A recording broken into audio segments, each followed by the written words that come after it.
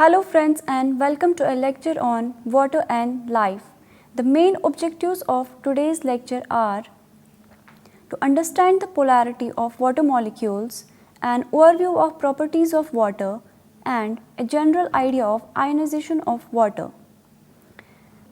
Let me first of all begin by highlighting the importance of water. Water is one of the most unique molecules known to man and also one of the most important to biological systems. Not only does water exist in nature in all three states of matter, solid, liquid, gas, it also covers 75% of the earth and composes roughly 78% of the human body. Moving on, let's now discuss it in detail. Pure water is colorless, odorless and tasteless and so common that you probably never think about how unique it is and how essential to life. Most plants and animals contain more than 60% of water by volume. Water is also an important vehicle for removing body waste products. As part of the digestive juices, it helps to change consumed food into nutrients that body can use. Within the bloodstream, it also helps to carry those nutrients to the body cell in need and carry away cellular waste products. Waste products are then excreted from the body. Most unwanted substances in the body can be removed from the body via the urine. Water helps to form the lubricants found in the joints of the body. It is also the basis for saliva, bile, and amniotic fluid, the important shock-absorbing fluid which surrounds an unborn fetus. Water is involved in all the body processes. Water is an efficient heat conductor and serves to maintain the uniform body temperature essential for health. As a protector of internal organs, water is indispensable. It serves as a cushion and prevents the transmission of shock from the outside. It also serves as a nature's solvent for many chemical compounds and is the medium for many chemical reactions to occur. Now, let's discuss water as a polar molecule. Each molecule of water consists of one atom of oxygen and two atoms of hydrogen. The oxygen atom in a water molecule attracts negatively charged electrons more strongly than the hydrogen atoms do. As a result, the oxygen atom has a slightly negative charge and the hydrogen atom has a slightly positive charge. A difference in the electrical charge between different parts of the same molecule is called polarity, making water a polar molecule. Each hydrogen atom of a water molecule shares an electron pair with the central oxygen atom. The geometry of the molecule is dictated by the shapes of the outer electron orbitals of the oxygen atom, which are similar to the sp3 bounding orbitals of carbon. These orbitals describe a rough tetrahedron with a hydrogen atom at each of the two corners and unshared electron pairs at the other two corners. The sharing of electron between hydrogen and oxygen is therefore unequal. The electrons are more often in the vicinity of the oxygen atom than of the hydrogen.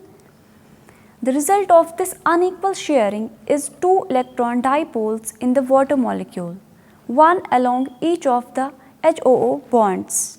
Each hydrogen bears a partial positive charge and the oxygen atom bears a partial negative charge equal to the sum of two partial positives.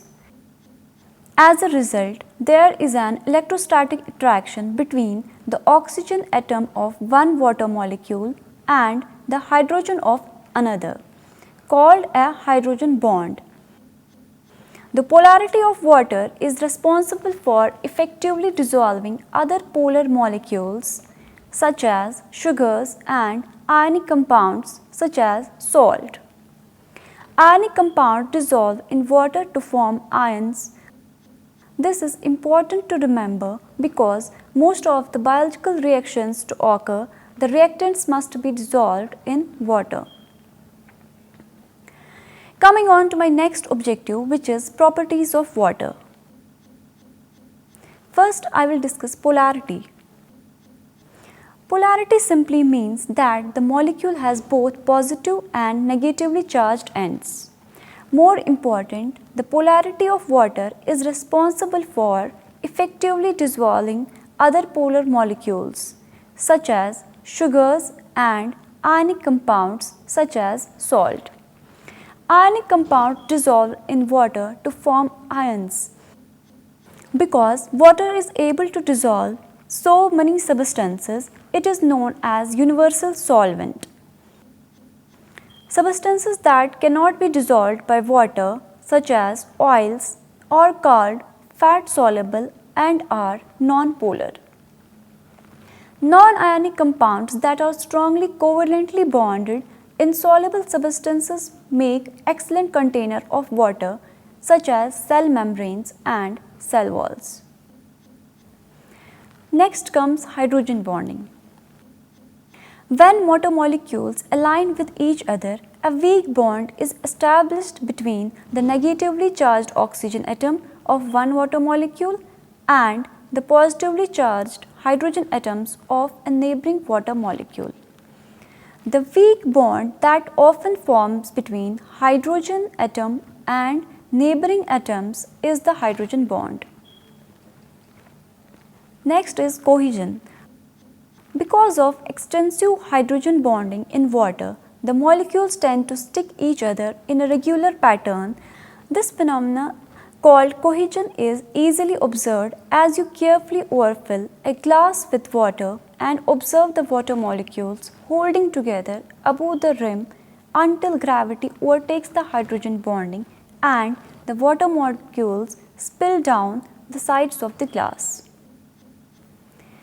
Now, specific heat. Water has a high specific heat index. It absorbs a lot of heat before it begins to get hot.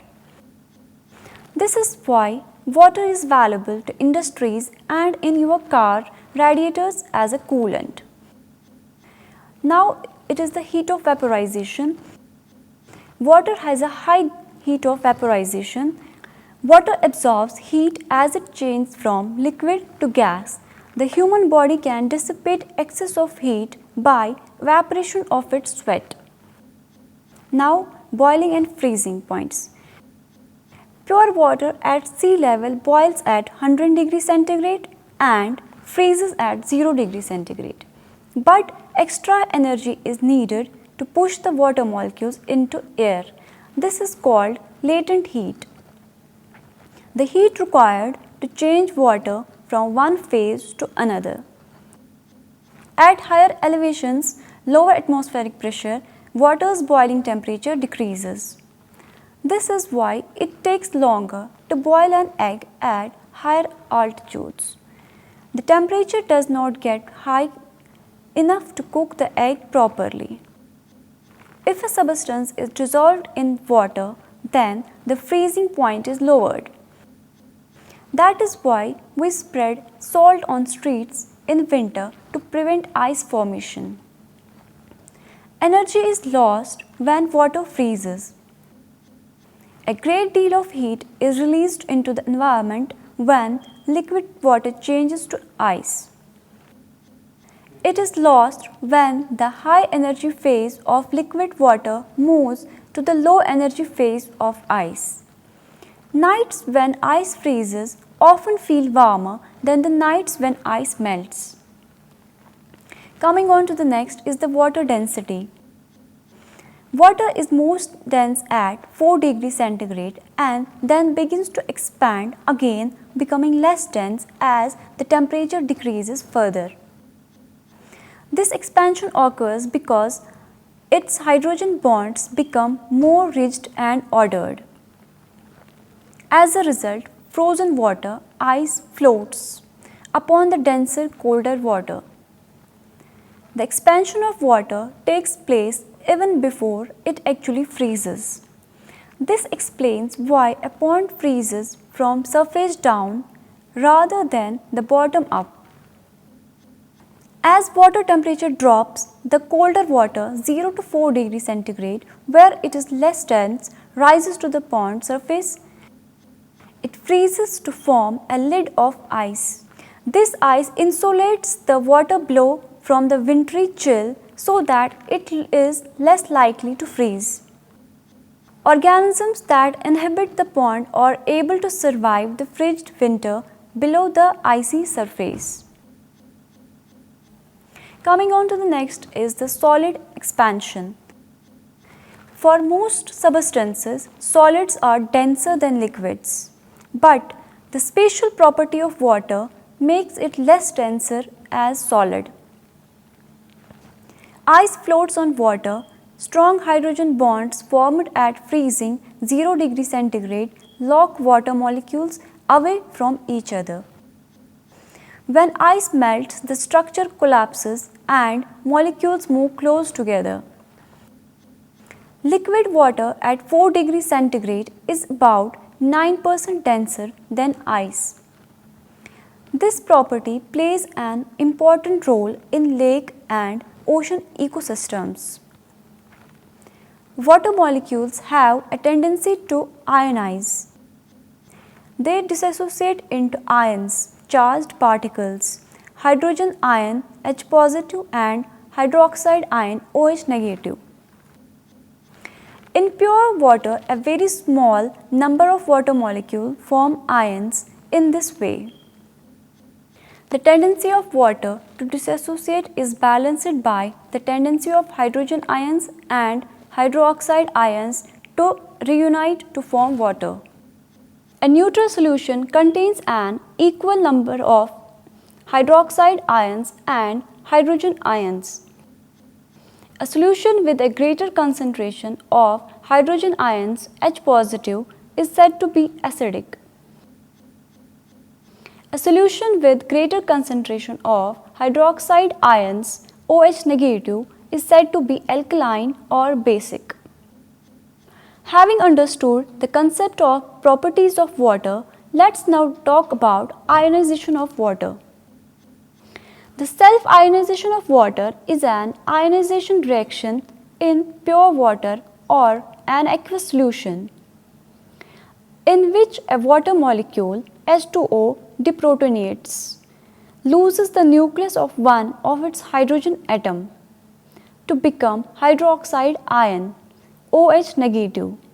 The hydrogen nucleus H positive immediately protonates another water molecule to form hydronium H3O positive. It is an example of autoprotolysis and exemplifies the amphoteric nature of water.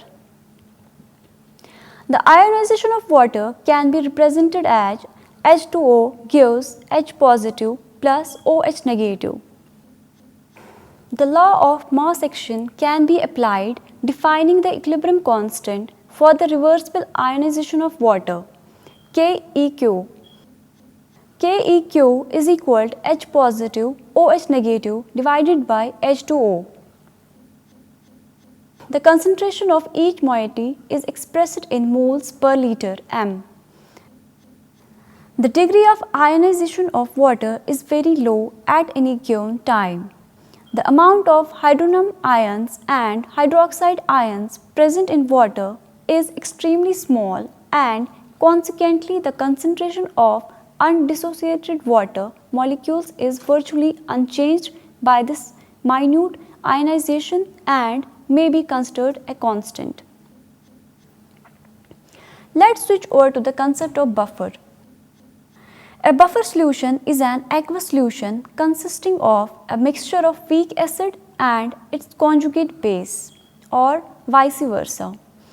Its pH changes very little when a small or moderate amount of strong acid or base is added to it, and thus it is used to prevent changes in the pH of solution. Buffer solutions are used as a means of keeping pH at a nearly constant value in a wide variety of chemical applications. Many life forms thrive only in a relatively small pH range, so they utilize a buffer solution to maintain a constant pH. Each acid has a tendency to lose its proton in aqueous solution. The stronger the acid, the greater the tendency. The titration curve of a weak acid and its conjugate base shows that these compounds can be used to buffer solutions.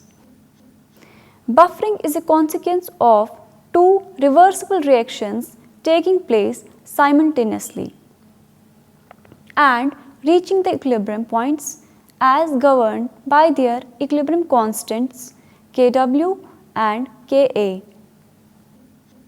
When strong acid is added to an equilibrium mixture of weak acid and its conjugate base, the equilibrium is shifted to the left in accordance with the Le-Chatelier principle. Because of this, the hydrogen ion concentration increases by less than the amount expected for the quantity of strong acid added. Similarly, if the strong alkali is added to the mixture of hydrogen ion, concentration decreases by less than the amount expected for the quantity of alkali added. The effect is illustrated by the simulated titration of a weak acid with the pKa is equal to 4.7. The pH changes relatively slowly in the buffer region. pH is equal to pKa plus minus 1. Centered at pH is equal to 4.7, where Ha is equal to A negative. The hydrogen ion concentration decreases by less than the amount expected because most of the added hydroxide ion is consumed in the reaction. Dear students, this was all for today's program. Thank you and goodbye.